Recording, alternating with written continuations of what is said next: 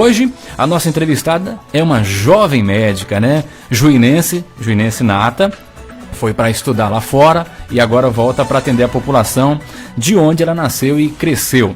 A doutora Ana Clara Coelho. Doutora, bom dia, satisfação recebê-la aqui, doutora. Bom dia, Ivan, bom dia a todos que estão nos ouvindo. Tudo bem, doutora? Tudo jóia. Como é que está sendo essa experiência aí já de voltar a Juína, depois de formada, para atender a população que você acompanhou, né, no seu crescimento? Tá sendo muito bom. Cheguei tem 2 meses, né, que eu retornei para a cidade e tô atendendo lá no São Lucas. Por enquanto tá sendo muito bom, muito tranquilo. Que legal. Deixa eu cumprimentar o colega Marcos Trapazon. Nós estamos ao vivo para Juína, para Brasnorte, também pela Band FM. Toda a população de Brasnorte vai acompanhar a gente agora. Alô, Maico. Bom dia, Maico. Bom dia, Ivan. Bom dia ao ouvinte Band Saúde. E bom dia também à doutora Ana Clara. Seja bem-vinda aqui ao nosso programa. Obrigado por atender o nosso convite, viu, doutora? Para a gente tirar algumas dúvidas de muita gente que nos acompanha aqui na nossa região. Bom dia para todo mundo. Bom, a doutora Ana Clara, gente, é ginecologista e também obstetra, né? Então é uma área aí que atende, acredito eu, diretamente a mulher. Então a gente vai ter muitas perguntas aqui de mulheres, sem dúvida nenhuma. Doutora, primeiro eu gostaria que a senhora falasse como é que surgiu a ideia de depois de formada, se especializar aí na área ginecológica, de obstetria também.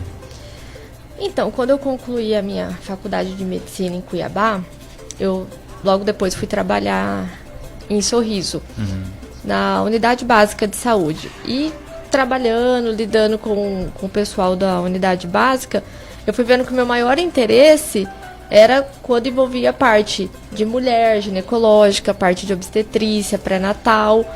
E foi aonde eu decidi. Que daí foi onde eu comecei. Optar por essa área. Por essa área. E a senhora, aqui em Juína, já nesse período que está atendendo aí no Hospital São Lucas, né? Aqui no município de Juína, é uma área que tem bastantes profissionais, são bastantes colegas da senhora na região, né?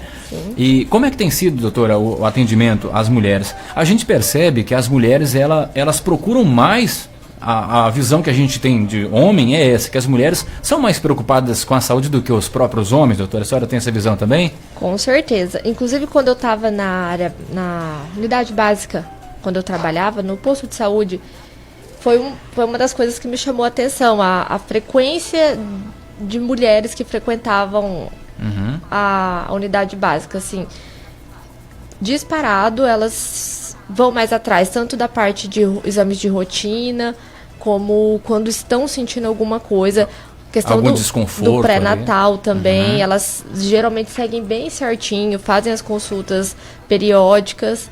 Então, assim, na unidade básica, o que a gente mais vê são pacientes mulheres com queixas ginecológicas, gestantes e também muita a parte infantil, parte de criança. A senhora acha que o fator de ser uma mulher, isso propicia um atendimento diferenciado para as mulheres? Elas se sentem mais à vontade? Geralmente eu percebo que quando a paciente entra no consultório e vê a mulher, ela se sente um pouco mais confortável. Tem uma segurança maior, será? Acredito que sim. Dá se sente mais à impressão vontade, isso, né? que ela se sente mais à vontade em falar alguns problemas, algumas queixas, que para o homem talvez ela ficaria um pouco receosa. Então, isso eu tenho percebido. Sempre percebi, na verdade, que até quando eu fazia especialização, quando eu estava fazendo a residência, quando a paciente chegava no consultório e via que era mulher, ela, ai, que bom, então eu vou poder falar umas coisinhas. Que tem coisas que às vezes elas querem falar, mas ficam um pouco envergonhadas. Aquele receio de falar, será que eu falo isso? Será que não? Então, assim, eu também acho que tem essa facilidade, talvez, da mulher, com a mulher, se abrir mais, mas diga-se de passagem, nós temos grandes ginecologistas aqui, grandes profissionais, sem dúvida nenhuma. Sim, com certeza. Muitos respeitados, inclusive, aqui na nossa região. Ô, Maicon, primeira pergunta. Vamos lá então, a primeira pergunta é, doutora, com que frequência as mulheres devem procurar um profissional ou uma profissional ginecologista? Então, pacientes que estão assintomáticas, que não têm nenhum sintoma, nenhuma queixa específica, elas devem procurar o atendimento ginecológico inicialmente uma vez por ano. Dependendo dos resultados dos exames, dependendo como tiver a saúde dela, esse intervalo pode ser espaçado um pouquinho mais, para até 2 anos, ou encurtado se tiver alguma alteração, né? A questão do preventivo, que é um dos principais exames que as mulheres fazem na parte de prevenção da saúde da mulher, o Ministério da Saúde preconiza fazer anual. Se você tiver 2 exames anuais normais, ele pode ser estendido para até a cada 3 anos, trienal, que a gente chama, né? Mas isso vai depender muito da avaliação ginecológica e do resultado dos exames. Em média, anualmente. Bom, a gente está ao vivo aqui com a doutora Ana Clara Coelho, ginecologista. Você que está nos assistindo pela internet, lá na página no Facebook da Band, manda a sua pergunta, tem que ser rápido, porque o nosso programa passa rapidinho aqui. Vamos aproveitar a profissional no nosso estúdio para tirar as dúvidas, para falar com você que nos assiste também aí pelas redes sociais. Maico. Na verdade, a gente fala sobre essa primeira consulta, mas existe também a dúvida na questão das mulheres, a partir de que idade? Quantos anos, doutora? Uma adolescente, uma criança? Qual que é a idade mínima recomendada para essa primeira consulta?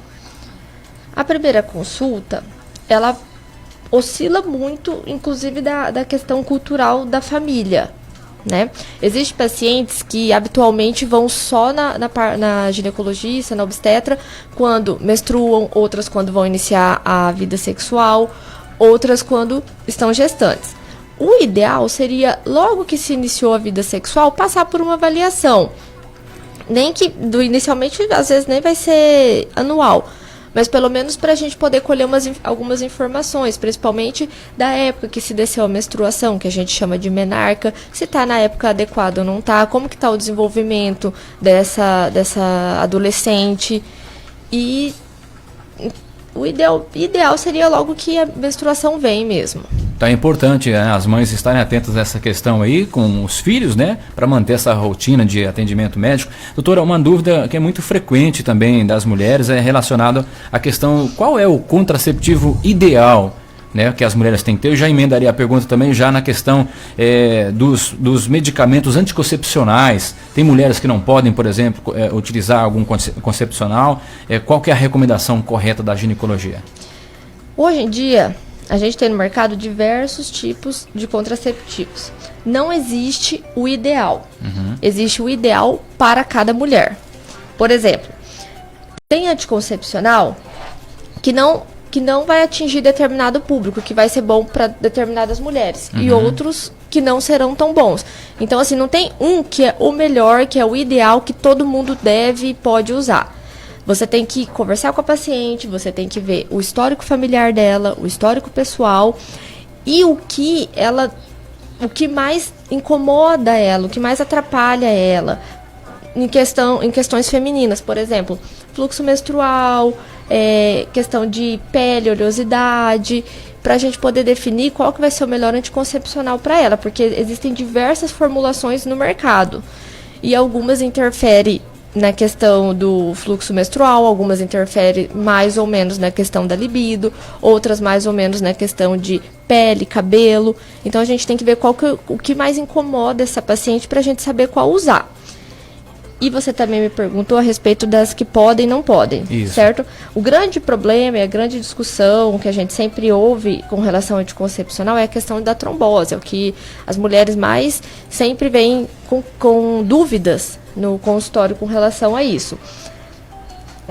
O anticoncepcional, ele tem um risco de trombose, só que é um risco bem inferior do que a própria gravidez. Então, assim, na gravidez e no puerpério existe muito mais risco de trombose do que o próprio uso do anticoncepcional.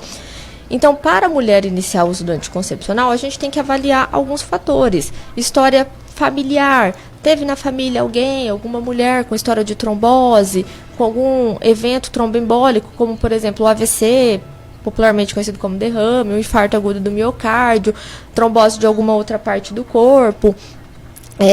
Tem que ver o pessoal dela. Ela já teve algum evento tromboembólico?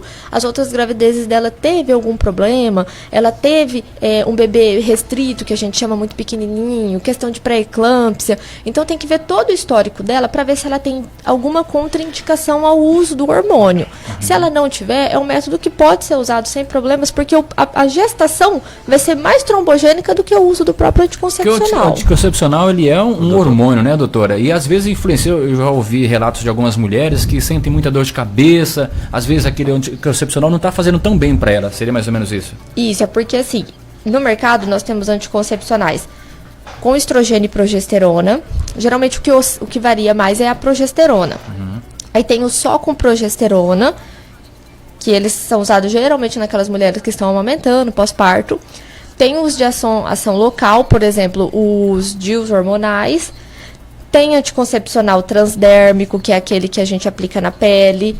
Tem o implante que a gente põe no braço. E também tem os não hormonais. Então, assim, essas queixas que a gente tem, que são as mais frequentes que eu pego no consultório, dor de cabeça, náusea, vômito, isso tudo depende da dose hormonal. Às vezes, para aquela paciente, aquela dose do hormônio está um pouquinho alta, ou às vezes aquela progesterona não está fazendo tão bem para ela. Então, não é porque ela tive dor de cabeça, tive náusea e vômito quando usava determinado anticoncepcional, eu não posso mais usar anticoncepcional. Não, vamos trocar a progesterona, vamos usar uma dose mais baixa. Não está se adaptando com o via oral, a gente pode trocar para o transdérmico, para o de ação local. Tem também o implante também, que ele é colocado subdérmico. Então, assim, é um leque muito grande a questão da anticoncepção na mulher. E as que não se adaptam, as que chegam e falam assim, doutora, eu não me adaptei a nenhum tipo de anticoncepcional, já tentei tudo, injeção, já tentei comprimido, já tentei o transdérmico. A gente tem a opção dos não hormonais também, que são os DIUs não hormonais, de cobre e de prata. Daí a importância da consulta, né, doutora? Isso, na consulta que a gente pega esse leque e abre, a gente investiga tudo e a gente coloca todas as opções disponíveis. E junto com o médico, a paciente vai decidir qual que é o melhor método para ela. Ótimo. Maico, já tem 2 perguntas aqui, mas pode fazer a sua aí. Na verdade, é só para essa. Eu acho que essa questão do anticoncepcional, do uso do anticoncepcional, ele abre um leque para várias perguntas, né, doutora?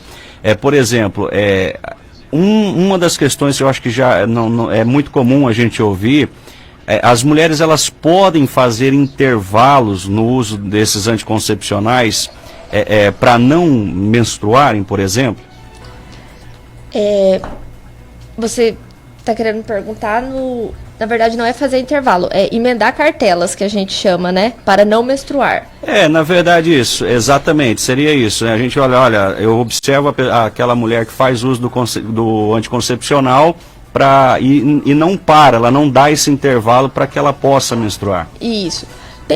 Os anticoncepcionais via oral, você pode fazer isso. Quanto menor dosagem, os que têm baixa dosagem, eles tendem a paciente ter o spotting, que é o escape, que a gente chama popularmente, que é no meio da cartela vir um sangramentozinho indesejável. Aquele sangramento que você não está esperando, e às vezes está na rua, está em viagem, e vem aquele sangramento desconfortável. Então, os anticoncepcionais de baixa dosagem não são ideais de se fazer isso. O ideal é se fazer isso com anticoncepcionais de média dosagem, porque eles seguram, estabilizam melhor o endométrio. Então, eles podem ser emendados, sim, para ficar evitando o intervalo do sangramento, só que eles têm que ser feitos com anticoncepcionais que conseguem estabilizar melhor esse endométrio, que geralmente são os de médias dosagens. Doutora, a menstruação desregulada, desde a menarca, o que pode ser? Atrapalha em algo na saúde da pessoa? A mulher, quando ela menstrua, quando ela tem a menarca, ela pode, no intervalo de 1 até 2 anos, ainda ter uma menstruação irregular, que a gente chama. Por quê? Está amadurecendo o eixo dela, o eixo da hipófise com o ovário, tá fazendo essa maturação. Então, ele pode ficar um pouco irregular. Completando os 2 anos da menarca, ele tende a ficar regular. O que a gente considera regular? Aquele fluxo menstrual que vem, em média, 1 vez por mês. Não precisa ser 30 dias certinhos de relógio. Pode ser a cada 28, 29, 30, 31. Então, ele tem que ter uma periodicidade. A paciente não pode menstruar a cada 15 dias, como ela também não pode menstruar a 3 meses. Passando os 2 anos da menarca, a menstruação tem que ser periódica, senão ela pode estar tendo alguma disfunção. Daí entra a importância da investigação, que existe diversas causas, né? Pode ser questão de alteração de tireoide, prolactina, alguma disovulia, que a gente chama quando tem disfunção do tecido ovariano, que ele não consegue ovular. Então, ela tem uma falha na tentativa de ovulação, então começa esse sangramento irregular. Então, quando passa o primeiro, segundo ano da menarca, se continua irregular ainda essa menstruação, o ideal é passar por avaliação. Vou dar uma pausa para a doutora tomar uma água. Você que está nos ouvindo agora pela Band FM e assistindo pela nossa página no Facebook, pode mandar sua pergunta. É o nosso Band Saúde hoje, recebendo aqui a médica ginecologista e obstetra, a doutora Ana Clara Coelho, aqui no estúdio da Band FM. Doutora, a Paula Machado pergunta: depois da minha segunda gravidez, a minha menstruação diminuiu muito. Será o anticoncepcional? É normal o fluxo ser tão pouco? Pacientes que usam anticoncepcional, elas tendem a ter uma menstruação mais controlada. Inclusive, muitas pacientes, elas usam o anticoncepcional justamente na tentativa de controlar esse fluxo. Então, o uso do anticoncepcional, ele pode sim diminuir tanto o número de dias como o fluxo menstrual, que é uma das indicações. Ele não serve só como método contraceptivo, mas um regulador de ciclo. Pacientes que usam, às vezes, anticoncepcional por muito tempo, elas podem até acontecer de, na pausa do anticoncepcional, nem vir o sangramento. Certo. A Sandra Matos está perguntando aqui, doutora, a histerectomia traz quais malefícios? A histerectomia é uma cirurgia da retirada do útero. Costumamos fazer ela quando a gente tem um útero doente.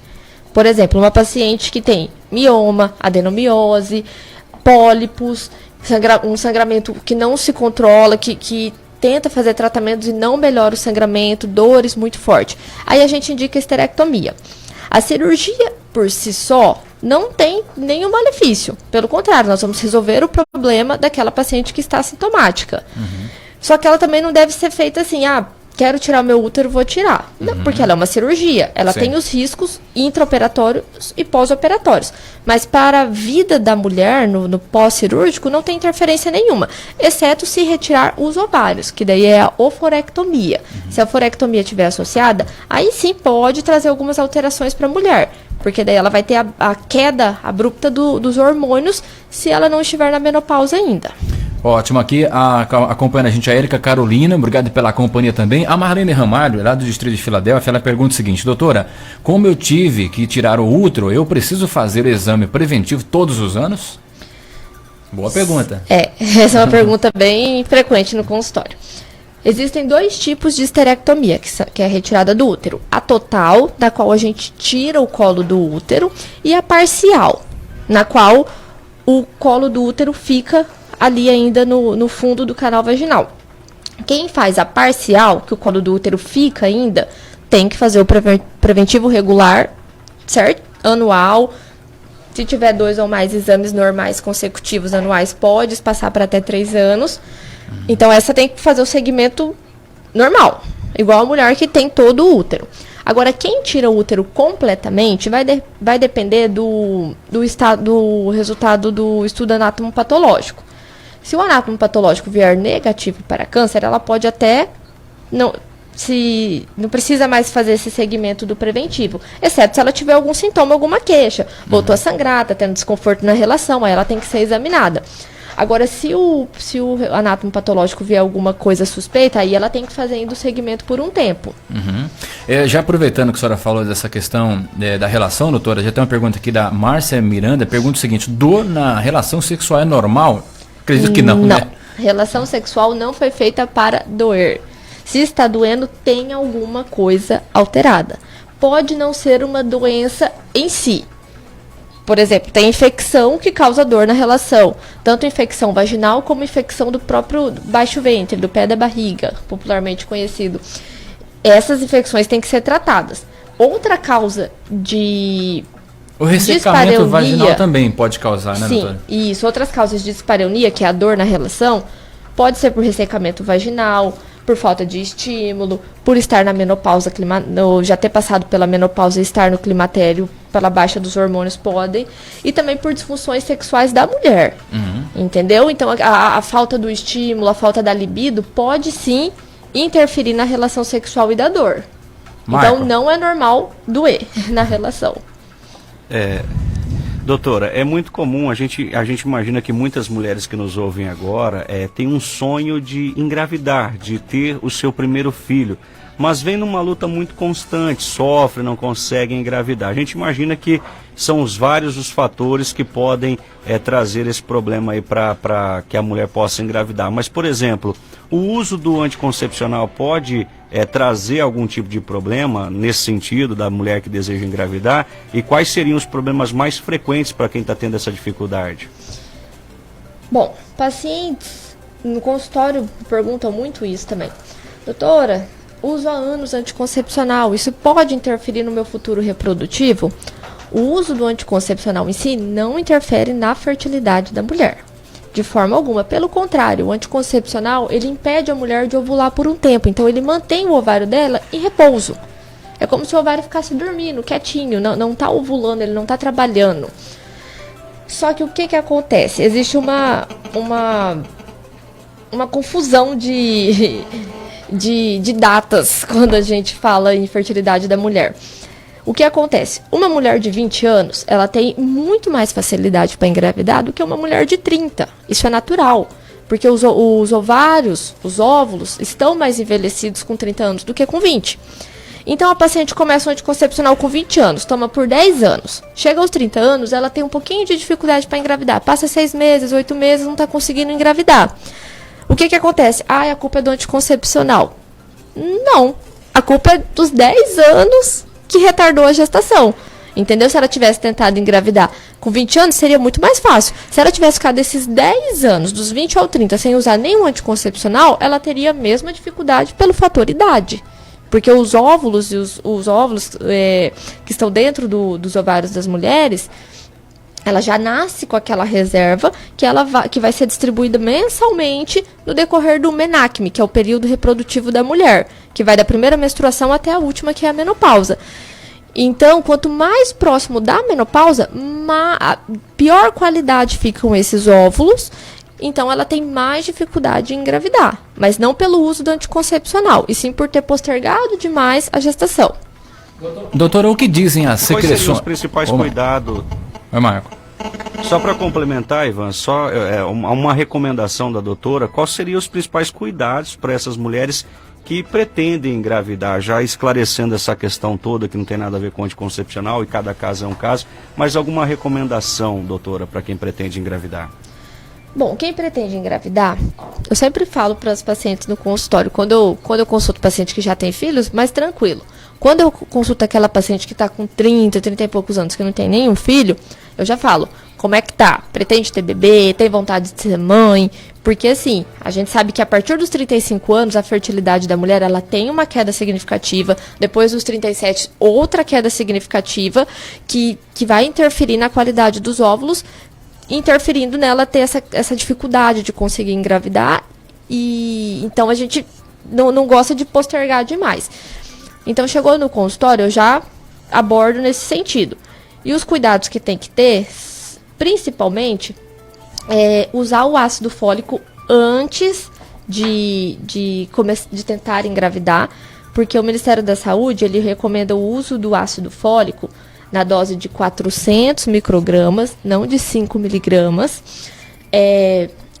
3 meses antes de engravidar. Então, como a gente não sabe como a mulher vai engravidar, a partir do momento que ela fala assim, vou parar o anticoncepcional, vou tentar engravidar, o ideal seria 2 meses antes ela já começar o ácido fólico, depois parar o anticoncepcional, para daí começar a tentar. Né? Porque o ácido fólico ele é importante para defeitos do fechamento do tubo neural. Então, seria a principal recomendação. E fazer os exames. Por quê? Às vezes a mulher não está sentindo nada. E às vezes ela tem alguma alteração, algum exame alterado, que ela pode resolver antes da gestação. Por exemplo, mulheres que engravidam depois dos 30 e poucos anos, elas são mais predispostas a ter pressão alta, diabetes ou alguma sorologia alterada. Então é melhor ela descobrir isso antes de engravidar, porque ela consegue normalizar a pressão, ela consegue controlar um diabetes, ela consegue iniciar o tratamento para alguma sorologia, que seria uma hepatite, uma sífilis, um HIV. E daí, quando ela for gestar, já está tudo controlado. Isso seria o ideal. Melhor do que ela chegar gestante e a gente descobrir que ela tem um leque de alterações que a gente vai ter que controlar com o bebê dentro da barriga. Ou seja, tentar preparar então, doutora. Preparar planejar ali, vamos ter um filho, o marido conversou com, vamos ter um filho, começar a preparação, talvez já fazer exames, já verificar toda essa situação, para que a gestação seja tranquila. Isso, exatamente. Tem muita paciente que não sente nada, chega lá no consultório com 33 anos, às vezes o peso está um pouquinho acima, vou ver a pressão 13,9, não é uma pressão ideal. Então, assim, se engravidar com essa pressão, já é uma coisa que a gente tinha que estar tomando cuidado antes de engravidar. Então, assim, uma avaliação inicial, antes de tentar engravidar, seria bom já para fazer a avaliação da paciente, os exames e iniciar o ácido fólico, que é a principal medicação pré-gestacional. Bom dia aqui para a Andressa de Freitas, a Márcia Regina Moreira, está aqui com a gente a Simone Anjos, você pode mandar sua pergunta que dá tempo ainda. O Darcy Teixeira mandou aqui, doutora, volta outras vezes. Essa é a primeira de muitas vezes que a doutora vai voltar aqui com certeza. A minha esposa Natia está perguntando aqui, ó, mulheres que fizeram, a preocupação da mulher, mulheres que fizeram a laqueadura depois de anos engravidaram, o que aconteceu? Ela escreveu ainda, #medo. Bom, a laqueadura é um método que a gente chama definitivo. Não é para acontecer uma gravidez depois da laqueadura. Isso. A literatura, ela destaca raros casos de gestação pós-laqueadura. Porque assim, existem diversas técnicas. Existe a técnica da retirada da trompa, né, que a gente chama de ou fimbrectomia ou salpingectomia, dependendo até onde foi tirado. Que essa chance de engravidar é zero, porque você tirou o caminho do óvulo encontrar com o espermatozoide. Então não existe possibilidade. Agora, existem algumas técnicas que a gente corta e amarra. E raros casos acontece de como, às vezes, lá dentro da barriga, essas partes que foram cortadas e amarradas, elas vão chegando um pouquinho mais perto uma da outra, elas fazem uma fístula, elas fazem uma comunicação de uma para outra. E daí pode ocorrer a gestação. É raro. Pode rolar um Bluetooth ali, né, doutora, às vezes, né? É raro, mas pode acontecer. A literatura descreve que tem uma porcentagem uma porcentagem extremamente baixa, mas pode sim. Não é o habitual. Eu conheço um casal que depois de 10 anos aconteceu a gravidez. Agora, doutora... Então, provavelmente, só cortaram e amarraram e fistulizou um lado da trompa com o outro. Na mulher, a laqueadura. No homem, a vasectomia. Isso. Os dois teriam a mesma função. A mesma coisa. É mais ou menos a mesma coisa. Só que o homem, a possibilidade é cortar e amarrar mesmo. Agora, a mulher tem a possibilidade de tirar todas as trompas. Feita a laqueadura, a mulher lá na frente resolveu, eu quero ter um filho. É possível fazer o ligamento novamente? Existe a cirurgia de reversão de laqueadura. Ela só pode ser feita naquelas que foram cortadas e amarradas. Quem tirou a trompa, não tem mais como voltar. Já tirou, não tem como fazer uma reversão numa trompa que não está mais ali. Então, a reversão seria naquelas pacientes que as trompas foram cortadas e amarradas. É uma cirurgia que o índice de sucesso não é tão grande, por isso que a gente fala que é um método definitivo, porque poucas pacientes que fazem a reversão conseguem engravidar. E quando engravida, existe uma chance muito grande de gravidez ectópica, que pode ser na trompa, que é o mais comum. Então, aonde fez a reversão, fica uma área mais estreitinha da trompa, e na hora que vai engravidar, o embrião, o ovo, o zigoto, acaba parando ali. E não vai para dentro da cavidade do útero. Então, forma aquela gravidez na trompa, que também é uma gravidez inviável. Tem que fazer cirurgia, tirar. Então, assim, a gente até fala, laqueadura, assina o termo de consentimento, porque é um método irreversível. A gente já considera assim. Marco. Nós estamos falando aí sobre a laqueadura e é verdade, doutora, que o DIU, que tem sido muito comum agora, a gente tem acompanhado, ele não deve ser usado por quem ainda não teve filhos? Essa é uma verdade? Não é uma verdade. Isso é um conceito que se tinha antigamente, que mulheres que não tiveram filhos não podem usar DIU, mas isso não é uma verdade. Claro que as pacientes que já gestaram, que já tiveram filho, o útero já foi distendido uma vez, então a cavidade uterina é uma cavidade um pouco mais fácil de você manusear, fazer a inserção. Só que as pacientes que não tiveram filhos podem sim colocar o DIU sem problema algum. Inclusive, aonde eu fiz a minha especialização em Campo Grande, a gente tinha um ambulatório só para inserção de DIU. E a maioria dos pacientes eram pacientes que não tinham filhos, pacientes jovens que estavam pensando em estudar, fazer faculdade e não queriam engravidar nos próximos 5 anos, 10 anos. Então, o que a gente fazia? Fazia a inserção do DIU. Ô, doutora, agora há pouco... Doutora. Diga, Michael. Eu ia agora entrar na questão aqui da menopausa, Ivan. Então deixa eu fazer uma pergunta antes, Michael, que está ainda ligado. Isso, vai lá. Deixa eu perguntar aqui sobre a questão, doutora, eu acho que é até um pouco comum entre as mulheres, a questão das secreções. Eu gostaria que a senhora explicasse quando é que as mulheres devem se preocupar, o que dizem essas secreções? Bom, toda mulher, ela tem a lubrificação do canal vaginal, principalmente quando ela está no período, na fase reprodutiva da vida dela, que seria o menacme, que seria da menstruação até a menopausa. Ela tem a lubrificação do canal vaginal, porque ali no canal vaginal tem diversos receptores dos hormônios produzidos pelos ovários. Então, a mulher, ela tende a ser um pouco úmida. Isso é normal, isso é habitual. Às vezes, isso pode se manifestar na própria calcinha da mulher, como uma manchinha, uma secreção esbranquiçada de pequena quantidade, que não tem nenhum odor desagradável, que não coça. A partir do momento que essa secreção vaginal muda, que ela começa a ficar amarelada, esverdeada, aumentou a quantidade, começou um odor que não está mais tão agradável, começou uma coceira, aí é porque algum fungo ou bactéria está começando a se proliferar ali, e daí ela precisa ser avaliada para poder direcionar o tratamento. Vai usar um creme vaginal? Qual creme? Vai ter que associar comprimido? Não vai? O marido está sentindo alguma coisa também? Não está? Então daí entra a parte de ser necessário o tratamento. Certo. Diga, Michael.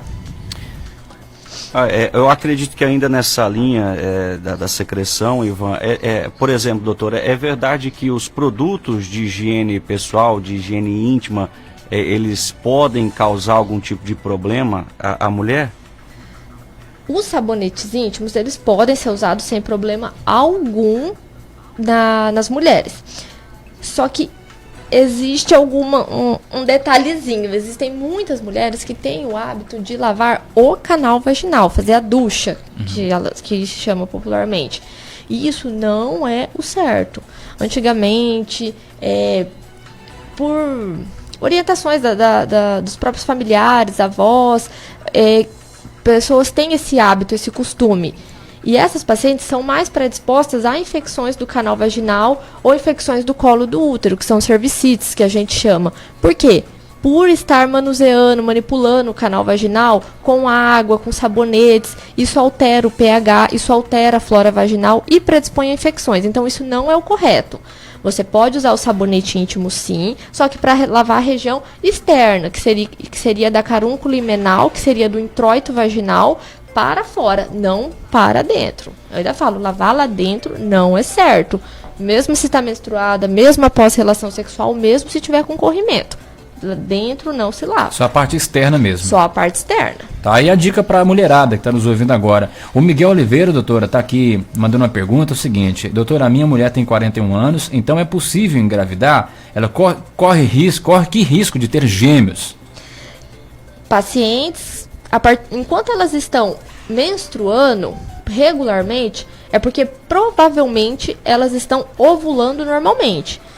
A média da mulher brasileira chegar na menopausa seria entre 48 e 50 anos, mais ou menos. Então, assim, pacientes de 40, 41, 42, 45, se estão menstruando regularmente, estão ovulando normalmente, elas podem engravidar, sim. E pode ser gêmeos, inclusive. Pode ser gêmeos. Isso depende principalmente do fator genético. Se tem história familiar. Porque pacientes com história familiar, parentes próximos com gestações gemelares, eles têm uma probabilidade um pouco maior do que a população em geral. Certo. Doutora, urgência em ir ao banheiro preocupa? Urgência em ir ao banheiro? A pessoa não consegue se segurar, tem que ir naquela hora, porque senão vai fazer na roupa. Isso. Também não é normal. Tem que se preocupar. A mulher tem muitas alterações do sistema urinário por causa da uretra ser curta e da proximidade com o canal vaginal. Então, é muito comum algumas queixas da parte urinária da mulher. Então, assim, urgência, aquela coisa, se eu não correr para o banheiro, doutor, eu acabo fazendo um pouquinho de xixi na roupa. Também não é normal. Tem que ser avaliado, tem que ser excluído algum tipo de infecção, alguma uretrite, cistite.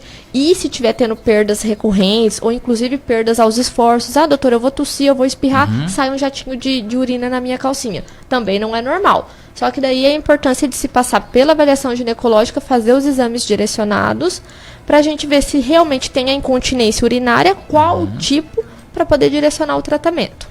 Olha a pergunta da Jéssica Oliveira. Não sei aonde minha libido foi parar. Socorro, doutora. Isso é muito comum também. As mulheres reclamam muito da baixa libido, principalmente aquelas pacientes que usam anticoncepcionais há muito tempo. O anticoncepcional pode interferir sim na libido da mulher. Então fica aquela mulher que eu até falo assim, ela tá usando anticoncepcional para não engravidar, mas também ela não tem vontade. Não tem vontade de nada, então nem precisaria. Então ajuda também. Mas assim, a libido, a gente consegue corrigir isso, só que também tem que passar pela avaliação para a gente poder ver qual método anticoncepcional está usando, há quanto tempo, qual que é a dosagem desse hormônio, pra gente. E daí tem que fazer as dosagens da mulher, hormonais, para a gente conseguir ver aonde nós vamos agir. Porque existem diversas formas da gente corrigir a libido da mulher. Então a gente tem que ver, vai ser com medicação, vai ser com medicações não hormonais, com medicação hormonal, vai ter que fazer troca do método anticoncepcional para melhorar isso. Só que isso é uma coisa que a gente consegue resgatar para a mulher, sim. Problemas na tireoide, por exemplo, pode dar baixa na libido também, porque inclusive é uma glândula que produz hormônios, né? Pode interferir. Certo. Doutora, é preciso fazer testes para DST? Existe essa frequência, essa necessidade sempre? Qual que é a recomendação? Existe. As pacientes, não só as mulheres, mas todas as pessoas que inclusive que têm vida sexual ativa, idealmente tem que fazer esse rastreio, porque muitas DSTs, elas podem aparecer inicialmente sem nenhum sintomas. Algumas já aparecem com sintomas escancarados, então a paciente já vai procurando por causa do sinal do sintoma que teve. Então ela já chega com a queixa e daí você vai colhendo a história, examina a paciente e acaba direcionando. Provavelmente você está com uma DST, vamos investigar para poder tratar. Só que algumas vêm silenciosas inicialmente. Então, existe a período. Não tem uma datação fixa. Tem lugares que recomendam anualmente, tem lugares que recomendam bienal. Só que isso vai depender do estilo de vida também. Pacientes que não têm vida sexual ativa, isso pode ser espaçado tranquilamente. Agora, pacientes que têm vida sexual ativa, que não se cuidam, não fazem uso do preservativo. Então, são pacientes mais suscetíveis que têm que fazer o rastreamento mais de perto. Oi, Michael. Na verdade, eu gostaria de saber, doutor, eu acredito que também, né, é uma das várias perguntas das mulheres que já estão nessa menopausa, doutor. O que marca o início da menopausa e quando que ela é considerada precoce, doutora? A menopausa é uma data. A menopausa foi quando veio a última menstruação da vida da mulher. Então, a menstruação, a menopausa é um diagnóstico retrógrado. A paciente menstruou, ela tem que ficar 1 ano sem menstruar para daí a gente falar que aquela data foi a menopausa dela. Então veio a última menstruação, espera-se 1 ano, então agora eu posso falar que aquela menstruação foi minha última menstruação, foi a minha menopausa, é uma data. O período que vem antes e após essa menopausa, que tem diversas alterações que as mulheres costumam queixar, como, por exemplo, irregularidade menstrual antes da última menstruação, calorão, irritabilidade, falta de libido, ressecamento vaginal. Isso compõe a síndrome do climatério, que a gente chama, que são alterações pré-menopausa e no pós-menopausa, que esse período da mulher vai acompanhar ela até ela entrar na senilidade, que a gente chama. Então, essa época é a época que ela tem esses sintomas mais aflorados. Dependendo da época que ela entrar na menopausa, que ela tiver a menopausa, eles podem ser mais intensos ou menos intensos. Algumas vão precisar de tratamento medicamentoso, outras não. E a menopausa ela é considerada precoce quando ela acontece abaixo dos 40 anos. E essas pacientes com menopausa precoce, essas têm que ser tratadas. Porque elas ficaram sem o hormônio, o estrogênio, que é o hormônio da mulher, muito cedo. Então isso pode predispor ela à osteoporose, porque o estrogênio é um hormônio que protege a mulher, protege parte cardiovascular, protege de osteoporose. Então a partir do momento que ela entra na menopausa, ela está mais suscetível a esses eventos cardiovasculares, fraturas por osteoporose, que são os ossos fracos que chamam, né? E então a menopausa precoce tem que ser acompanhada e tratada.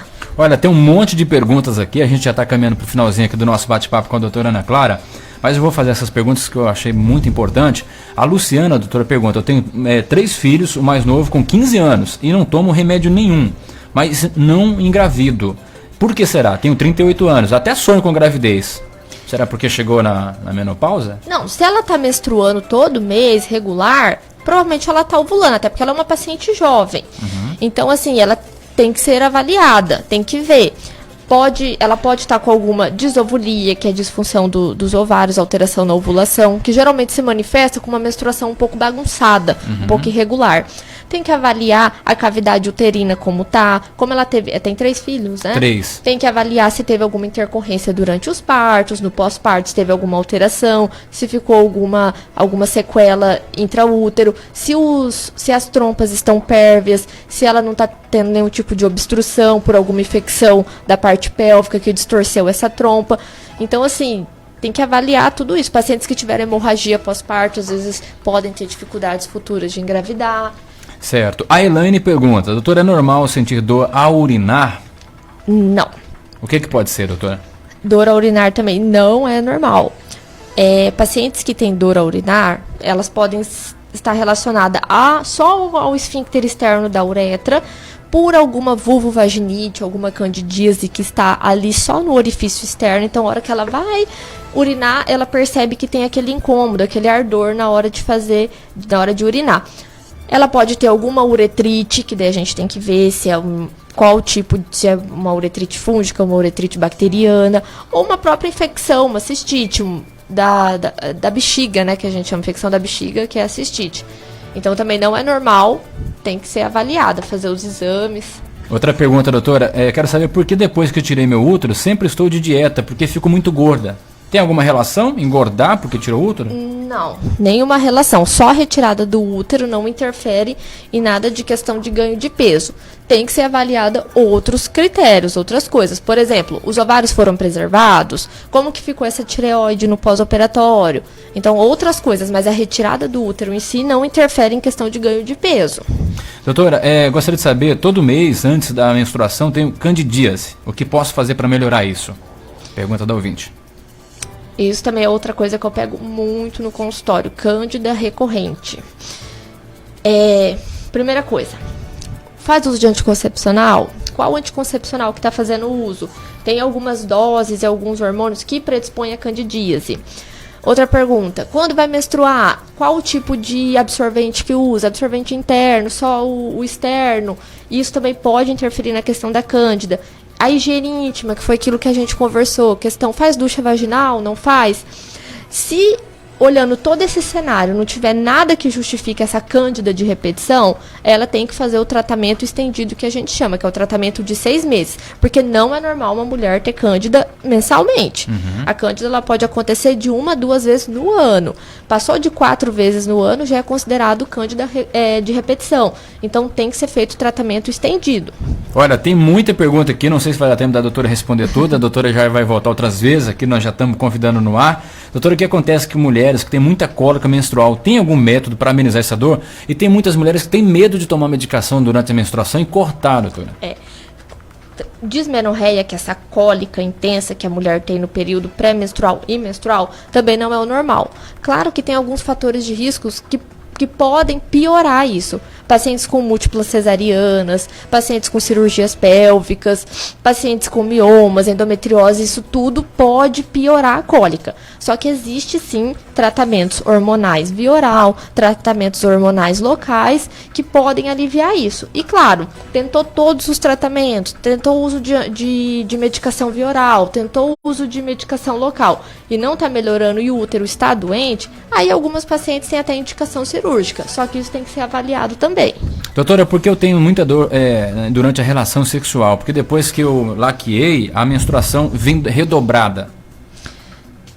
Isso também eu escuto muito, muito, muito. Pacientes que fizeram a laqueadura chegam depois no consultório falando: doutora, minha menstruação aumentou muito depois que eu laqueei. A gente tem que observar 2 fatores. Se essa paciente está usando anticoncepcional, usou a vida inteira anticoncepcional antes da laqueadura, ela tinha uma falsa menstruação. Ela tinha uma menstruação que era controlada pelos hormônios que ela estava usando. Então, uma menstruação que era menor em número de dias e de volume. Aí, a partir do momento que ela laqueou e parou o anticoncepcional, ela está tendo a menstruação verdadeira dela, que às vezes é uma menstruação que dura 7 dias e vem no fluxo maior, que durante a vida toda ficou falseada pelo uso do anticoncepcional.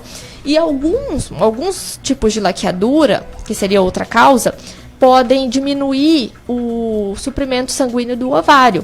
E daí fazer a alteração do fluxo menstrual. Tem paciente que menstruou sempre normal, laqueou, a menstruação aumenta. Por quê? Porque o tipo de laqueadura que foi feito interferiu no aporte sanguíneo do ovário e acaba fazendo alteração hormonal local. Daí a gente tem que também associar a medicação para poder controlar esse fluxo. Doutora, bom dia. Depois que eu tive um bebê, há 1 ano e 2 meses, perdi o apetite sexual. É normal? Também tem a influência do bebê ali durante a relação, né, doutora? O puerpério, quando a mulher está no pós-parto, amamentando, fazendo uso de anticoncepcionais específicos para amamentação, a libido baixa muito, muito, muito. Isso é um mecanismo até fisiológico, de defesa do corpo da mãe. Porque, assim, nós somos seres humanos, certo? Então, assim, a partir do momento que a mulher tem o filho, a prioridade dela vai ser o filho. Então, ela tem que destinar toda a atenção dela para o filho. Prova que ela é afastada do serviço, tudo para poder cuidar do filho e a amamentação. Marido é segundo plano aí nesse momento. Fica lá ali no 2º, 3º, 4º, 5º. Vai dormir no chão, marido. Isso. Então, junta o pós-parto, junta a amamentação, tudo isso diminui libido. Pós-parto, amamentação, uso de anticoncepcionais específicos para a mulher que amamenta, tudo isso joga libido lá embaixo.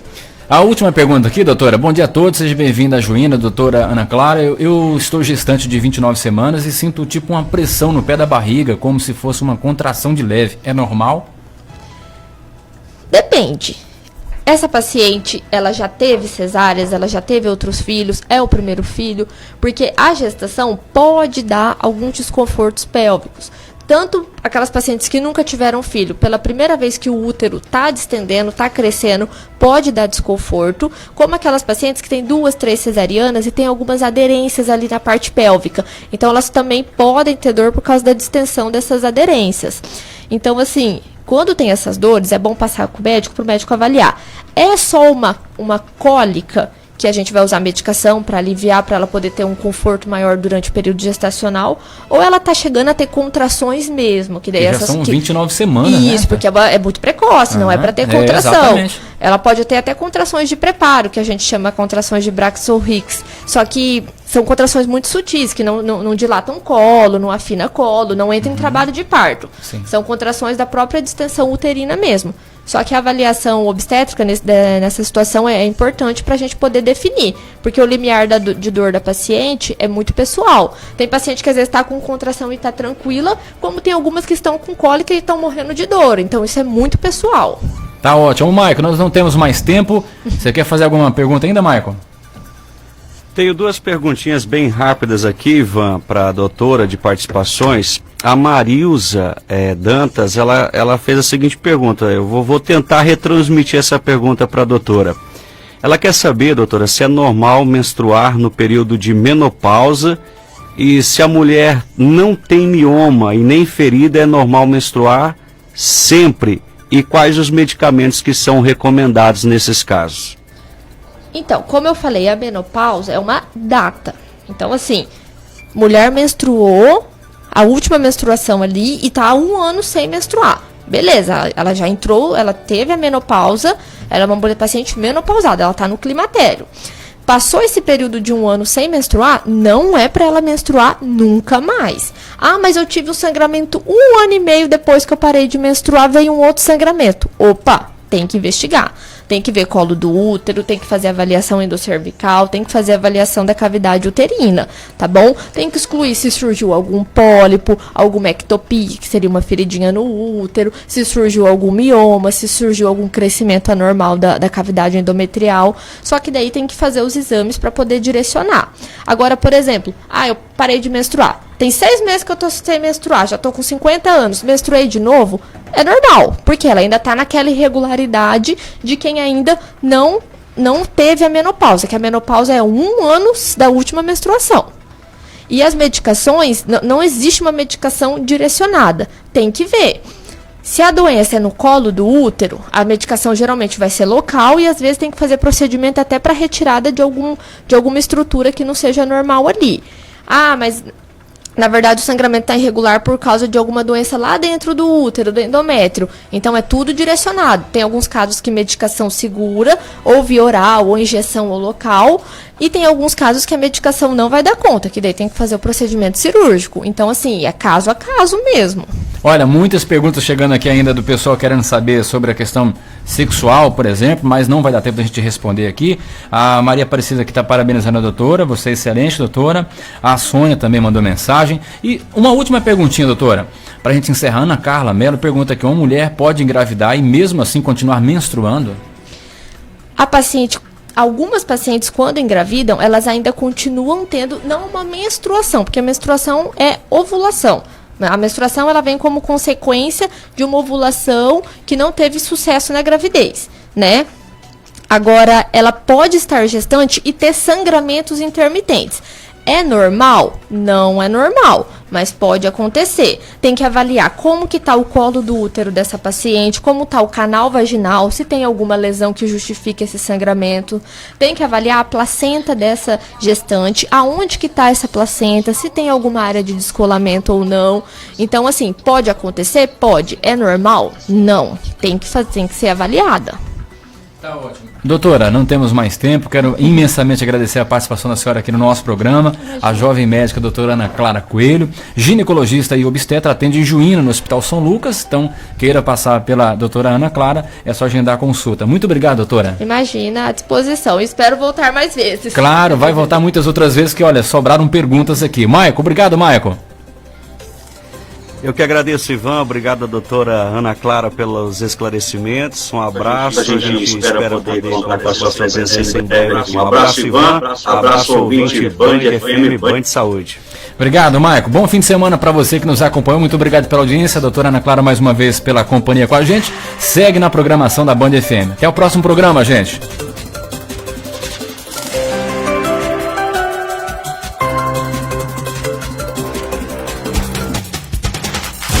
Já já na Band FM tem